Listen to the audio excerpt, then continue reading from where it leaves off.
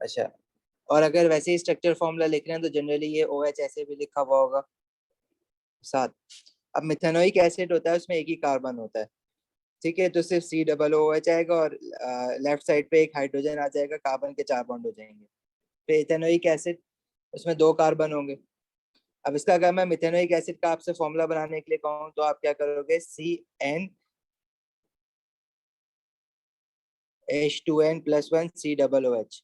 अब methanoic acid में हमारे पास सिर्फ एक ही कार्बन होगा, मीथ मतलब 1, तो COOH में देखो एक कार्बन आ जाता है, तो बाकी जो फिर ये वाला N है इसकी जगह पे मैं 0 रखूंगा, क्योंकि पूरे फॉर्मूले में मुझे सिर्फ एक ही कार्बन चाहिए मेथेनोइक एसिड बनाने के लिए। तो एक कार्बन क्योंकि COOH में आ चुका हुआ है, तो मैं N की जगह पे 0 रखूंगा। जब N की जगह पे 0 होगा तो कार्बन 0 हो जाएगा, लेफ्ट वाला ये वाला, और हाइड्रोजन के साथ 2 0 0 +1 1, मतलब ये फॉर्मूला बनेगा HCOOH।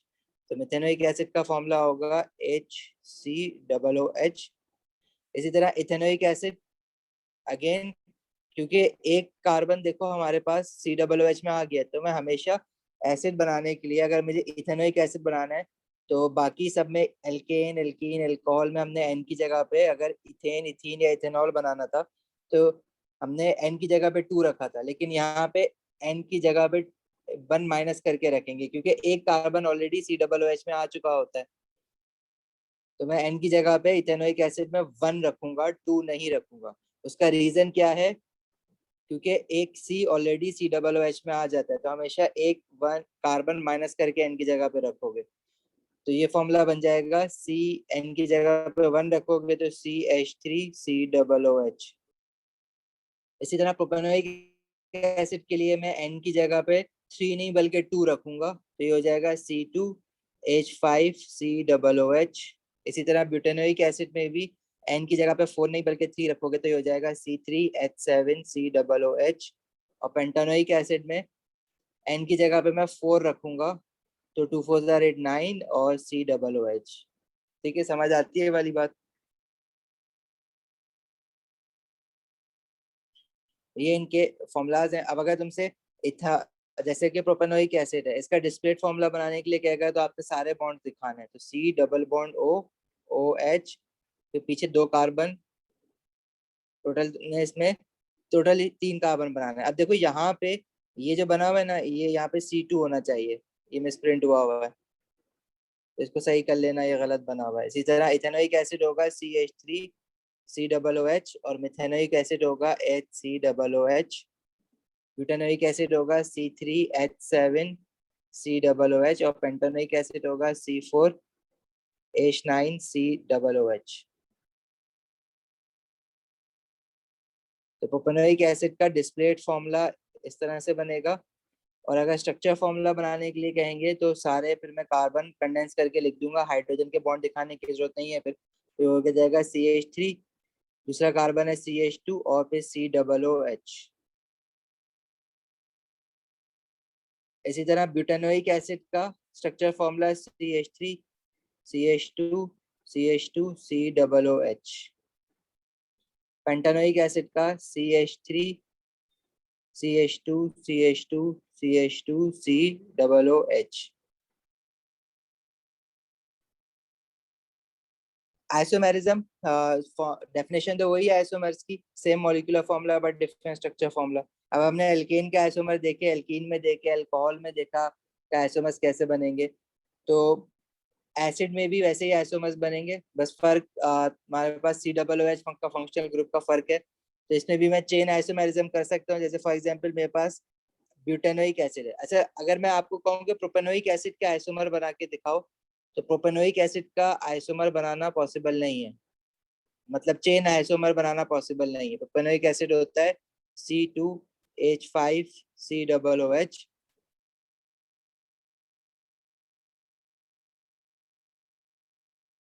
ये इसका स्ट्रक्चर है। अगर आप किसी कार्बन को, जैसे ये कार्बन 1 2 3, आपको कार्बन 1 को मैं कार्बन 2 पे लगा दूं, तो वो तुम्हें पता है कि आइसोमर नहीं बन सकता, क्योंकि वो ब्रांच नहीं हुआ है, ये कार्बन सिर्फ रोटेट होके नीचे आ गया। तो वो 2 सेकंड कार्बन पे, पहले भी सेकंड कार्बन पे लगा हुआ था, अभी भी वो सेकंड कार्बन पे ही लगा हुआ है, तो that's not a different structure, ये सेम स्ट्रक्चर है तो वो आइसोमर नहीं कहलाएगा। अच्छा तुम कहो कि मैं COOH की पोजीशन, जैसे अल्कोहल में OH की पोजीशन, प्रोपेनॉल में आपने OH लास्ट कार्बन पे लगा हुआ था तो उठा के आप बीच वाले कार्बन पे लगा दो, ऐसा कार्बोक्सिलिक एसिड में नहीं हो सकता, क्योंकि कार्बोक्सिलिक एसिड का जो फंक्शनल ग्रुप है, that is a terminal functional group. आगे अगर तुम बीच में COOH लगाने की कोशिश करोगे, जैसे फॉर एग्जांपल आपने कहा कि ये सेकंड कार्बन है, तो इसके आगे आप कार्बन नहीं लगा सकते, क्योंकि OH के आगे तो कार्बन नहीं लगेगा, पीछे ही लगा सकते हो आप, तो फिर दोबारा से वो ही स्ट्रक्चर बन जाएगा। तो आप ब्यूटेनोइक एसिड में बताने का क्या मकसद है कि जो कार्बोक्सिलिक फंक्शनल ग्रुप है COOH, या तो वो एक्सट्रीम राइट पे लगा हुआ मिलेगा या एक्सट्रीम लेफ्ट पे लगा हुआ मिलेगा, वो बीच में चेन में कहीं पे भी लगा ही नहीं सकते, क्योंकि उसके आगे आपकी चेन कंटिन्यू ही नहीं होगी। जैसे ब्यूटेनोइक एसिड है, इसका फॉर्मूला हमारे पास है C3H7COOH 1 2 3, fourth carbon is this.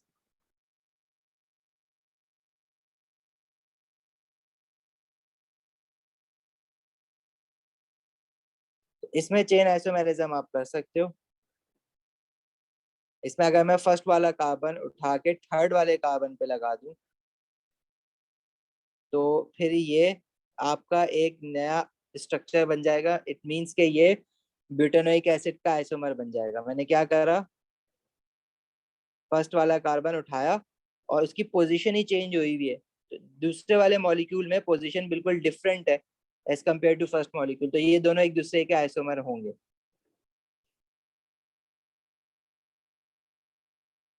समझ आ रही है? बसीर कुछ पूछ रहे हो?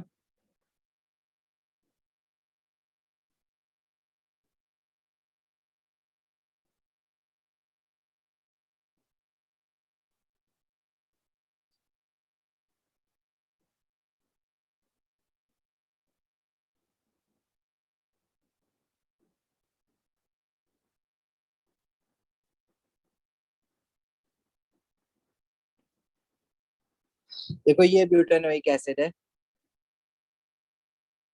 एक कार्बन और है, सॉरी।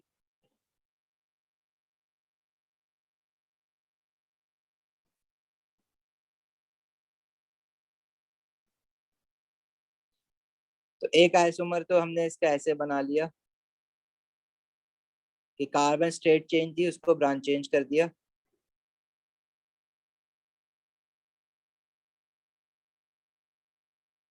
अच्छा, ये हमारी चेन आइसोमेरिज्म कहलाती है, जिसमें हम चेन छोटी बड़ी करते हैं।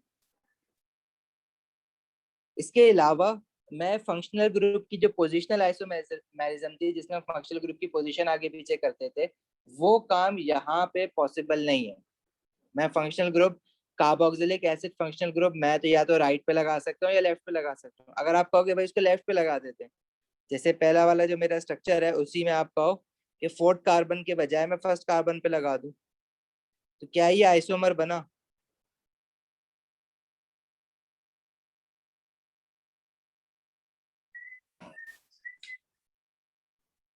तो ये आइसोमर नहीं बनेगा। उसका रीजन ये है कि आपका 1 और 2 वाला स्ट्रक्चर जो है वो आइडेंटिकल है, वो सेम है, बस 1 वाले को पलट के रख दो वो 2 हो जाएगा। मतलब वो दूसरा मॉलिक्यूल नहीं है कि नया, वो वही है, आइडेंटिकल कहलाएगा, आइसोमर नहीं कहलाएगा। तो जो 2 वाला है उसको फिर तुम आइसोमर काउंट नहीं कर सकते। इसी तरह जो मैंने थर्ड, जिसको मैं थर्ड नंबर दे रहा हूँ, उसमें अगर आप कहोगे मैं कार्बोक्सिलिक एसिड जो फंक्शनल ग्रुप है उसकी पोजीशन मैं चेंज कर दूं, तो अगेन से थर्ड वाला और ये जो मैं फोर्थ वाला बना रहा हूँ, अगेन थर्ड और फोर्थ जो है वो एक ही चीज है, उसको भी आपने पलट के रखा हुआ है।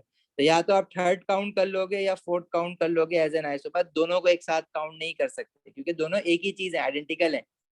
मतलब third and fourth they are identical, इसी तरह first and second they are identical. तो आप आइसोमर में या तो फर्स्ट और थर्ड काउंट करोगे, या सेकंड और थर्ड काउंट करोगे, या फर्स्ट और फोर्थ काउंट करोगे।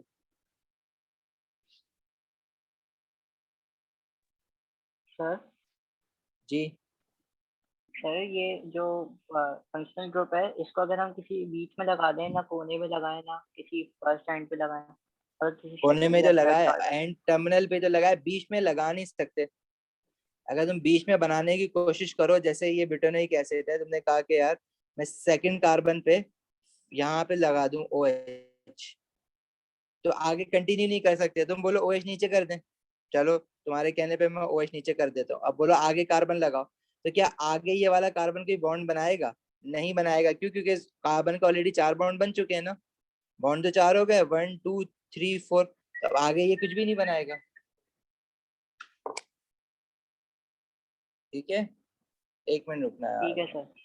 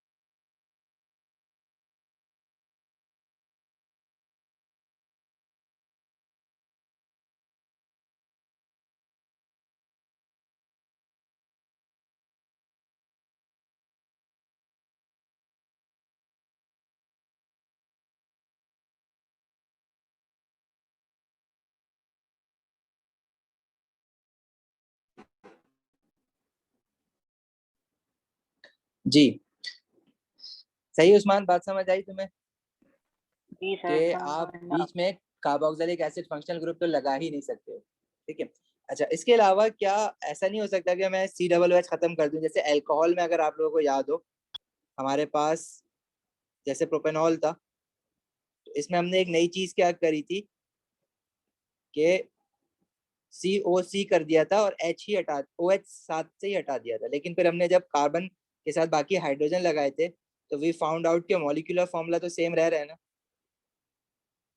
अगर मॉलिक्यूलर फॉर्मूला सेम रह रहा है, इट मीन्स के तुम्हारा क्या कहते हैं, आइसोमर की डेफिनेशन तो पूरी हो रही है, same molecular formula but different structure formula, और स्ट्रक्चर तो बिल्कुल डिफरेंट ही हो गया क्योंकि हमारे पास अल्कोहल ही नहीं रहा वो, तो हमने उसको भी आइसोमर काउंट किया था और ऐसे क्वेश्चंस भी किए थे बहुत सारे, और इसको हमने नाम दिया था फंक्शनल ग्रुप आइसोमेरिज्म का। तुम्हें नाम से नहीं पूछेगा, लेकिन तुम्हें ये आइडिया होना चाहिए कि क्योंकि क्वेश्चंस भी देखे हैं तुम लोगों ने कि इसमें 3 कार्बन है, 7 हाइड्रोजन और OH, मतलब अगर टोटल मैं कार्बन लिखूं तो 3 हाइड्रोजन 8 ऑक्सीजन, कार्बन 3 हाइड्रोजन 1 2 3 4 5 6 7 8 और ऑक्सीजन, क्योंकि same molecular formula different structure है तो ये आइसोमर। यही काम हम एसिड में भी कर सकते हैं, जैसे मिथेनोइक एसिड में तो नहीं कर सकते, लेकिन अगर मैं इथेनोइक एसिड देखूं तो उसके अंदर क्या होता है, जैसे CH3COOH, तो इथेनोइक एसिड हमने ऐसे बनाया है,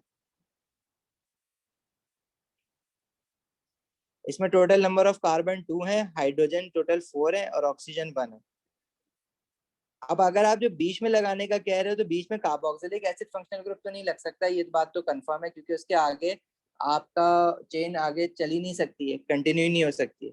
लेकिन अगर मैं OH पूरा ना लगाऊं, सिर्फ O तक लगाऊं, इसके आगे तो C आ सकता है ना। O क्या, क्योंकि ऑक्सीजन के तो अभी 2 बॉन्ड नहीं बने, ऑक्सीजन तो 2 बॉन्ड बनाता है। अच्छा, पीछे हमारे पास फिर एक हाइड्रोजन ही बचेगा। अब सारे कार्बन के 4 बॉन्ड बने हुए, ऑक्सीजन के 2 बॉन्ड और हाइड्रोजन एक एक लगा हुआ है। तो इसका अगर मैं मॉलिक्यूलर फॉर्मूला देखूं तो इसमें टोटल कार्बन 2 है, हाइड्रोजन 4 है और ऑक्सीजन 1 है।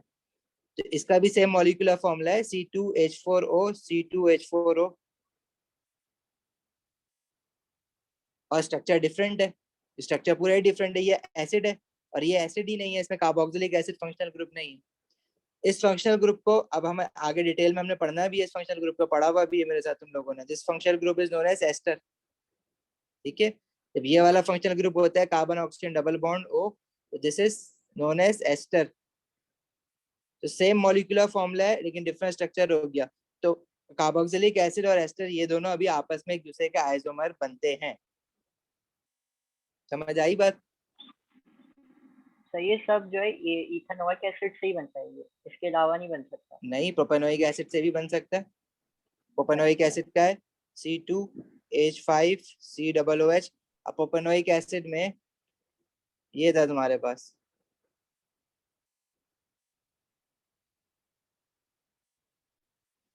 अब इसमें आप किस तरह से बना सकते हो। लेट से आपने बोला कि ये कार्बन है, C डबल बॉन्ड OOCC।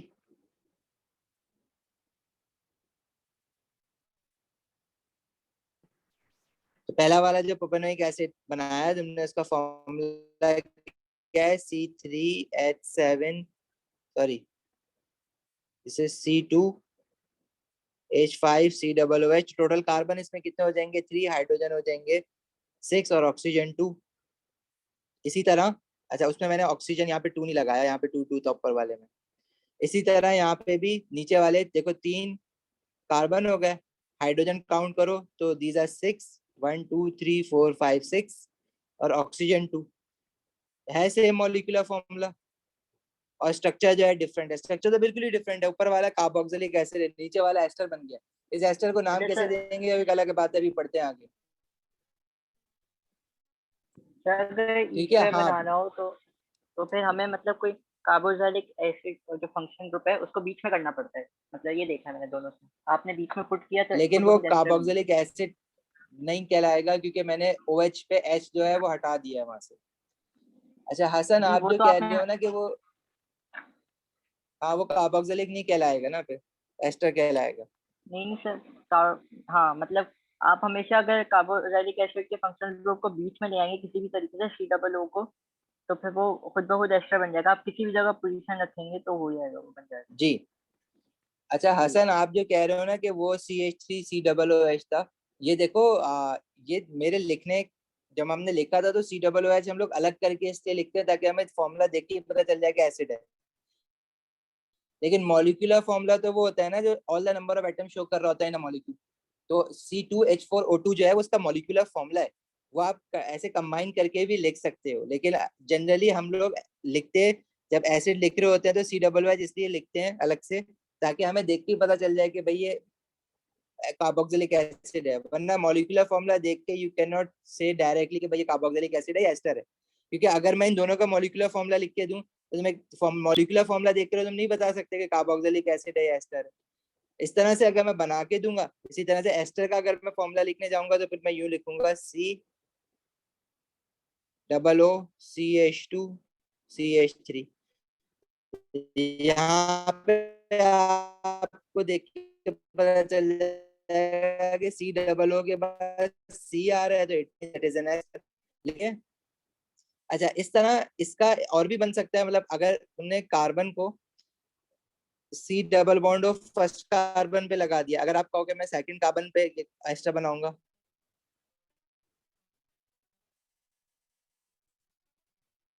तो ये एक फिर एक अलग आइसोमर हो जाएगा। चक्कर क्यों डिफरेंट है, क्योंकि अभी जो मैंने ये पहला वाला बनाया था इसमें फर्स्ट कार्बन पे C डबल बॉन्ड होता, अब जो है वो सेकंड कार्बन पे C डबल बॉन्ड है, तो this is a different structure. लेकिन मॉलिक्यूलर फॉर्मूला अभी भी सेम है, दैट इज C3H7। अच्छा, इसमें 1 2 3 4 1 2 3 1 2 3 C3H6O2, C3H6O2 C3H6O2 सबके।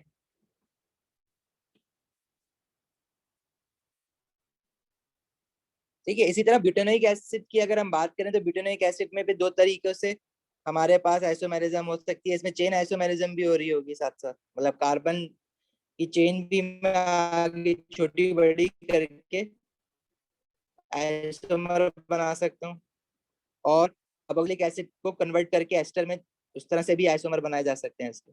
अब देखो पेपर 1 में तो मैं आइसोमर बनाने के लिए तो नहीं कहेगा, लेकिन आइडेंटिफाई करने के लिए कहेगा। तो बनाना आना या बनाना आएगा तो आइडेंटिफाई कर सकोगे ना। तो इसमें मैं चेन भी छोटी बड़ी करके आइसोमर बना सकता हूँ।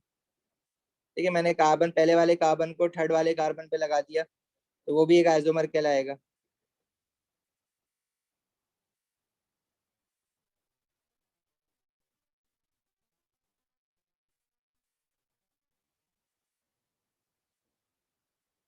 ठीक है, इस तरह से हाइड्रोजन में सारे बॉन्ड नहीं दिखा रहा, ये भी एक आइसोमर है। और मैं साथ में अगर इसके तो भी हमारे पास सेम मॉलिक्यूलर फॉर्मूला रहेगा, स्ट्रक्चर डिफरेंट हो गया है। इसी तरह सेकंड कार्बन से भी एस्टर में कन्वर्ट किया जा सकता है, तो वो एक अलग आइसोमर हो जाएगा। सही, अब माइंड में रखना, अल्कोहल एल्कीन के अल्कोहल के आइसोमर हम डबल बॉन्ड की पोजीशन आगे पीछे करके बना रहे थे, फंक्शनल ग्रुप भी चेंज करके बना रहे थे। जैसे मेरे पास ब्यूटीन था, इसका आइसोमर हमने ऐसे भी बनाया था ना, साइक्लिक कर दिया था इसको, लेकिन डबल बॉन्ड खत्म हो गया था, लेकिन मॉलिक्यूलर फॉर्मूला सेम रहेगा, C4H8 रहेगा। ठीक है, दोनों का मॉलिक्यूलर फॉर्मूला C4H8। अब देखो फंक्शनल ग्रुप भी चेंज हो गया, डबल बॉन्ड से सिंगल बॉन्ड हो गए सारे, लेकिन मॉलिक्यूलर फॉर्मूला सेम है, और फंक्शनल ग्रुप चेंज होने की वजह से कहेंगे स्ट्रक्चर डिफरेंट है, तो obviously these are N.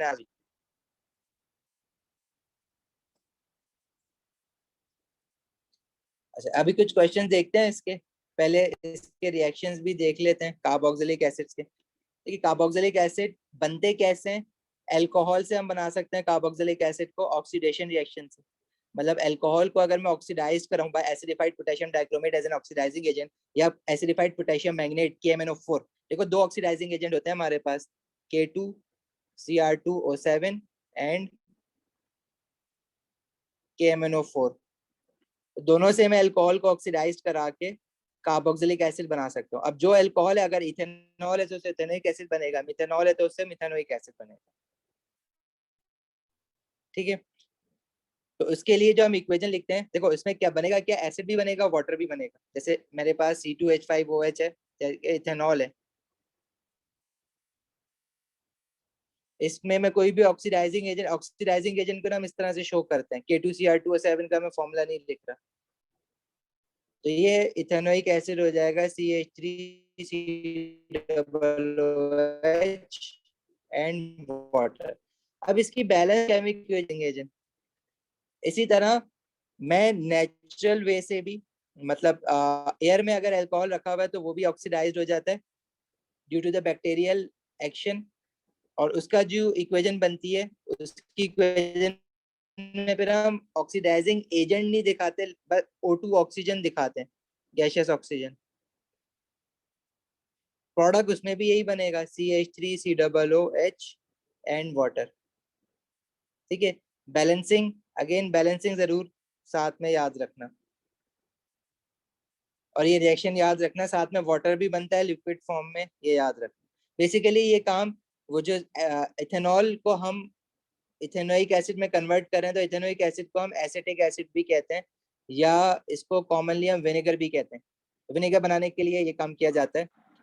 Sir और बाद में अगर कोई अल्कोहल, देखो अल्कोहल एक्वस फॉर्म में लिया, पानी में डाल के हमने ऑक्सीजन में छोड़ दिया, बाद में अल्कोहल इथेनोइक एसिड को सेपरेट आउट कैसे करवाएंगे, क्योंकि इसमें तो वाटर भी है और क्या का बचा कुछ अल्कोहल भी होगा, तो फिर हम इसकी करवाते हैं फ्रैक्शनल डिस्टिलेशन।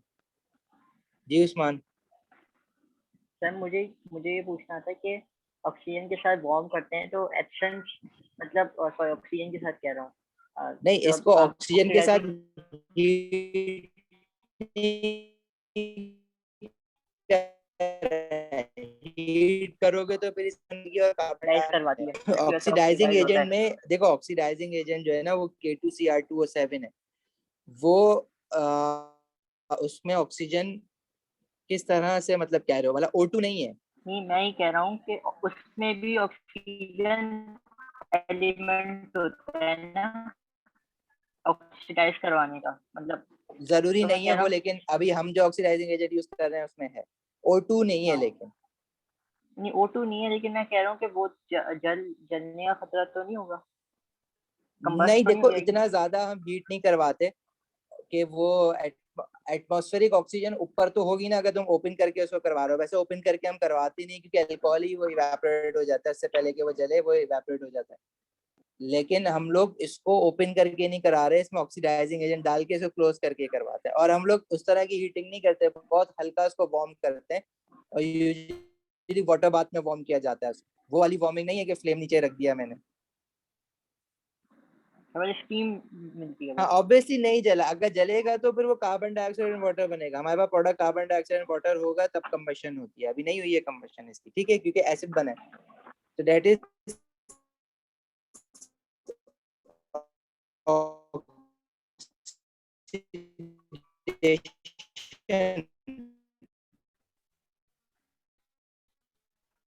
Slow oxidation.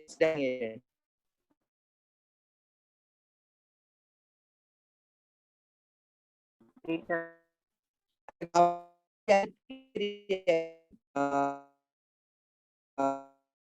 हम लोग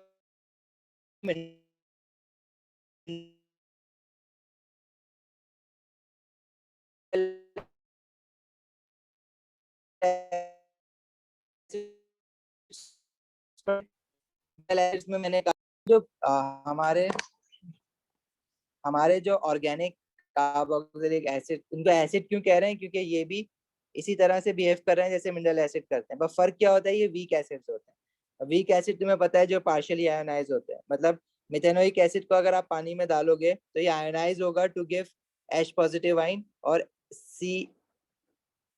HCOO नेगेटिव आइन। मतलब एसिड का जो COOH वाला H है ना, ये H निकल जाता है, आयोनाइज्ड होता है। बाकी और भी हाइड्रोजन होते हैं उसमें, जैसे कार्बन के साथ हाइड्रोजन लगे हुए हैं, वो कभी भी नहीं निकलेंगे। वो क्योंकि उनका स्ट्रॉन्ग बॉन्ड होता है। जो ऑक्सीजन के साथ हाइड्रोजन है ना, वो ही हमेशा आयोनाइज होता है। अब जैसे अगर मैंने ये इथेनोइक एसिड डाला पानी में, तो ये आयोनाइज होगा टू गिव CH3COO नेगेटिव, और इसमें से H पॉजिटिव निकल जाएगा। तो जो पीछे चीज रह जाएगी उसको हम नेगेटिव चार्ज के साथ कहेंगे। मिथेनोइक एसिड में से जब एच निकल गया, जो पीछे चीज रह गई उसको हम कहेंगे मिथानोएट। ठीक है। अब यहाँ पे रिवर्सिबल का साइन इसलिए बनाया है क्योंकि ये वीक एसिड है।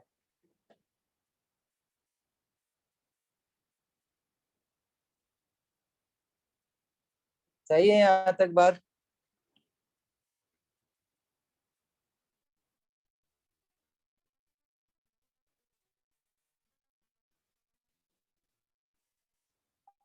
अब एसिड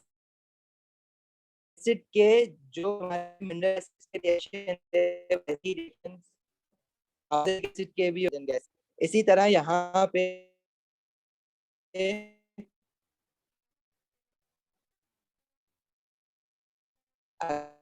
अगर मेरे पास एग्जाम्पल इथेनोइक एसिड ले रहा हूँ, इथेनोइक एसिड मेटल के साथ हाइड्रोजन जैसे साथ लग गया था, तो यहाँ पे कैल्शियम जो है वो इथेनोइक एसिड में से H को हटा के बाकी उसके आयनाइन के साथ लग जाएगा, जो कि CH3COO नेगेटिव है।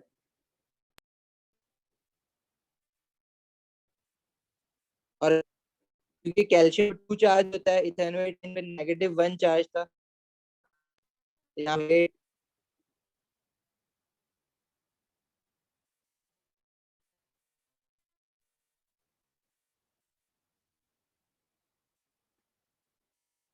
Plus hydrogen gas.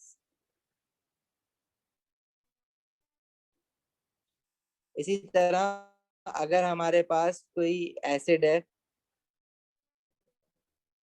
लेट से इस बार मैं इथेनोइक एसिड ले,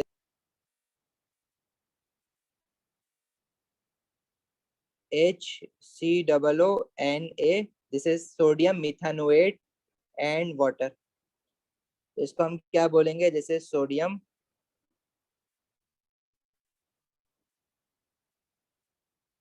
मिथानोएट।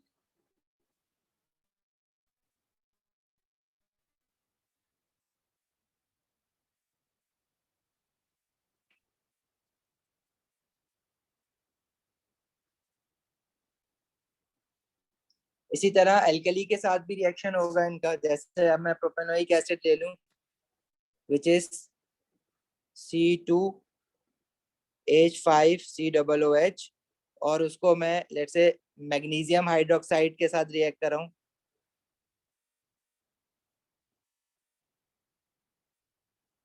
तो ये क्या बन जाएगा, C2H5COO का COOH के साथ जो H है वो हट जाएगा, यहाँ पे 2 आ जाएगा। बस इसमें अब फर्क क्या हो रहा है, कैटाइन जैसे हम नॉर्मल सॉल्ट लिखते हैं तो कैटाइन पहले लिखते हैं, एनाइन बाद में लिखते हैं। यहाँ पे हम कैटाइन बाद में लिख लें, एनाइन पहले लिखते हैं। लेकिन अगर आप उल्टा कर दो, जनरली ऐसा लिखा जाता है, लेकिन अगर उल्टा करके भी लिख दो तो कोई ऐसे इशू की बात नहीं है, वो सही है। अब वो क्योंकि दोनों तरीकों से लिख रहा होता है, इसलिए हमें दोनों तरीके सीखना है। इसमें भी बनेगा सॉल्ट एंड वाटर। ये जो सॉल्ट बना है इसका नाम क्या है, मैग्नीशियम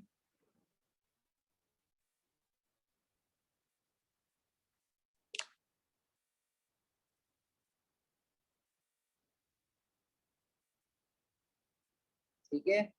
पूछना है, समझ आ रहा है? अगर नहीं आ रहा है तो पूछ लो। बसीर।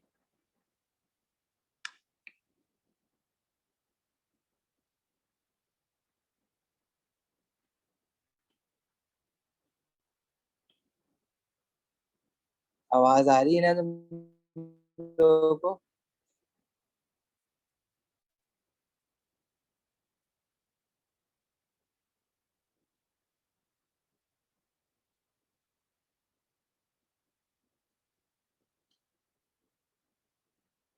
ओके।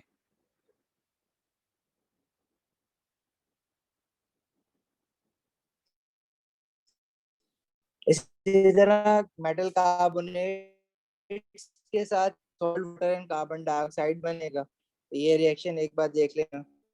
मेन रिएक्शन है ना इसमें, डेट इज एस्टेरिफिकेशन। एस्टेरिफिकेशन क्या होता है, जब हमारा मेन रिएक्शन है, जैसे अगर हम कोई कार्बोक्सिलिक एसिड ले लें, इथेनोइक एसिड ले लेते हैं, चलो CH3COOH, this is ethanoic acid. और कोई अल्कोहल ले लेते हैं, लेट्स से प्रोपेनॉल।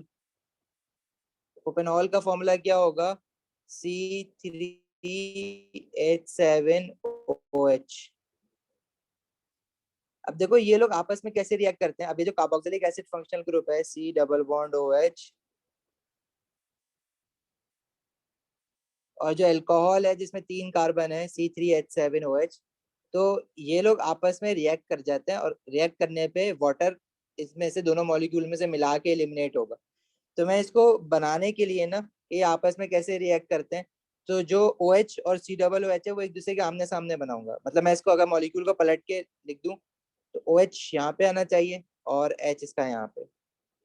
अभी किस तरह से रिएक्ट करते हैं कि कार्बोक्सिलिक एसिड और OH में से मिला के वाटर बाहर आ जाएगा। मतलब अगर फॉर एग्जांपल मैं कहूँ कि अल्कोहल का OH निकल गया और कार्बोक्सिलिक एसिड का H निकल गया, ये कंबाइन होके बाहर आ जाएगा, और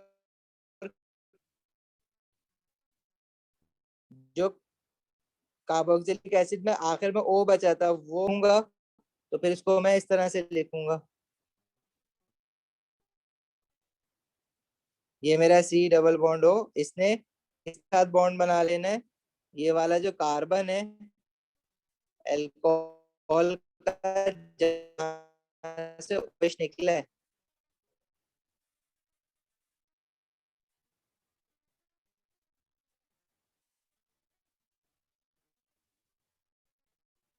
अब ये वाला फ्रिक्शन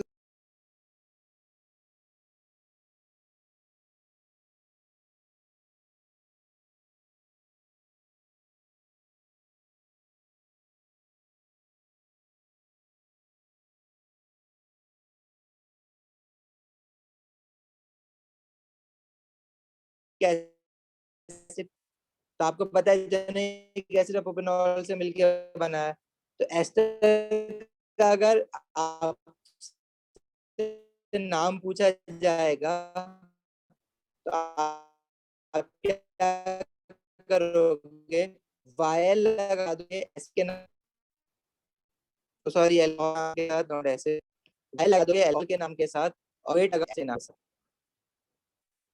प्रोपेनॉल अल्कोहल जो हमने यूज किया डेट इज प्रोपेनॉल, इसका नाम बन जाएगा प्रोपाइल।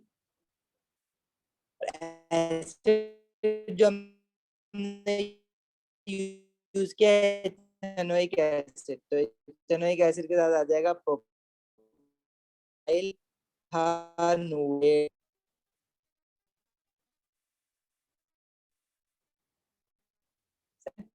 काम मॉलिक्यूल के भी हम लोग सकते थे, बस कोई मैं रैंडम एसिड दे दूं आपको, ये CH3 CH2 COO2H5, तो G डबल ओ से पहले पहले जितना भी पार्ट है वो